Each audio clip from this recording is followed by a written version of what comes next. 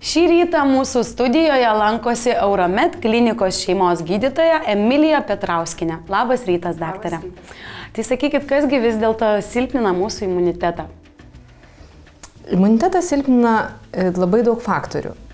Kadangi imunitetas tai nėra kažkoks tai vienas daiktas ar viena ląstelė, tai yra visa sistema. Ji yra tampriai susijusi su mūsų nervinė sistema, su hormoninė sistema. Ir jeigu bent kažkuri mūsų organizmo dalis sustreikuoja, mes pradedame sirgti dažnai infekcinėmis lygomis, dažnesni vėžiniai susirgimai. Todėl, kad imunitetas atsakingas ne tik už infekcinius susirgimus, taip pat jis atsakingas už vėžinių ląstelių pašalinimą iš organizmo. Žmonės kažkodėl tai serga ir kažkodėl tai tas imunitetas nusilpsta, sakoma, vis tiek šaltojo periodu. Tai yra ir ruduo, žiema, taip pat mes pradedam sirgti dažniau. Kodėl? Amerikos mokslininkai yra įrodę, kad peršalimo lygų kaip po tokių nėra. Tai yra infekciniai susirgymai. Tai yra virusinė infekcija, bakterinė infekcija. Šitos infekcijos dažniausiai plinta ir greičiau perduodamas yra tada, kai yra daugiau susibarimų būtent uždarose patalpose. Rudenį, žiemą, pavasarį, tada kai šalta, mes daugiau laiko praleidžiame uždarose patalpose, kur yra daug žmonių, kurie vieni kitiem platina savo infekcijas. Ir todėl vienas iš patarimų yra net ir šaltuoju periodu, kuo daugiau laiko praleisti grynam ore. Ir aišku, neišvengsime buvimo darbe su kolegomis, tačiau kuo daugiau mes pabūsime grynam ore, tai čia mažėja tikimybė susirgti infekciniam lygom. Šaltojo periodo, kai ateina žiema, ateina ruduo, prieš tai žmonės vis dažniau ieško tų pagalbininkų vaistinėse. Ieško vitaminų, įvairiausių papildų, sakykit, ar jūs rekomenduojate juos vartoti? Nėra nei vieno moksliškai įrodyto vitamino ar mikroelemento ar kažkokio papildo, kuris iš tiesų stiprintų imuninę sistemą. Mūsų apsaugai nuo imuniteto yra reikalingos labai daug ir tiek mikroelementų, tiek vitaminų, tiek apskritai maisto medžiagų. Šaltuoju periodu gali jų trūkti vien dėl to, kad nėra šviežių daržovių, maisto racionas tampa netoks įvairus jis tampa netoks įvairus kaip vasaros ar, tarkim, vėlyvo pavasario periodu. Todėl mano patarimas yra tiesiog galbūt geriau rinktis kuo įvairesnį maistą, kaip įmanoma.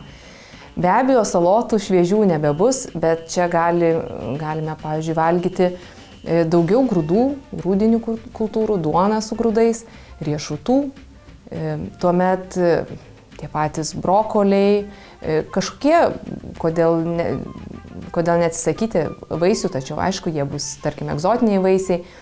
Arba šaldyti iš mamos dar. Arba šaldyti, taip, be abejo, labai gerai. Šitas šaldyti produktai, vaisiai, kuriuos mes pasiruošėme savo žiemai, jie labai mums pagelbėja žiemos periodu.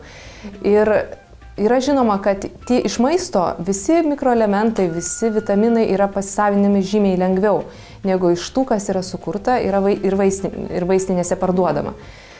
Norėčiau pabrėžti vitamino D svarbą.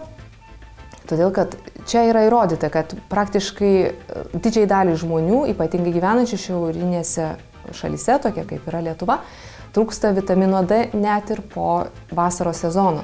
Todėl vitaminą D tikrai patariu vartoti visiems, o ne gryną vitaminą D, o geriausia žuvų taukus. Taip gausime ne tik mums naudingą vitaminą D, bet taip pat gausime ir omega rūgštis, kurios taip pat mums yra reikalingos. Ir ko mes labai dažnai mums tikrai trūksta, nes tikrai nevalgome pakankamai žuvies. Tuomet vitaminas C yra neblogas pagalbininkas, tačiau tiesiog galima jo vartoti daugiau su citrina. Citražolės, citrina. Taip, citrinos labai čia liaudiškas visiems patarimas, labai darosi tokį su ten imbieru, medum ir citrina. nėra blogai. Taip, be abejo, labai gerai. Aš tai netgi turiu pati nuo savęs pasiūlymą. Iš tikrųjų naudojas tikriausiai patarimą tokių sezoniškumą įsivesti į savo racioną. Mes turim puikiausių burokėlių, turim puikiausių morkų, turim ropinių visokiausių daržovių. Kam valgyti tos pomidorus, su kuriais gali tenisą žaisti? Kam žiemą valgyti juos? Yra kopūstai, pats puikiausias maistas. Sportas, tinkama mytyba, gera nuotaika. Sakykit, kas labiausiai mums padeda būti sveikiems? Viskas kartu. Taip ir galvojau. Sportas, tinkama mytyba ir labai svarbu gera nuotaika. Stresas iš tiesų slopina mūsų imuninę sistemą ir būtent ne tiek stipriai fizinis stresas, kiek emocinis stresas. Ar galime to išvengti? Aš labai abejoju. Dirbame daug darbų, visi turime daug įsipareigojimų tačiau labai yra svarbu požiūris į tai, ką tu darai ir kaip susitvarkai su tuo emociniu stresu.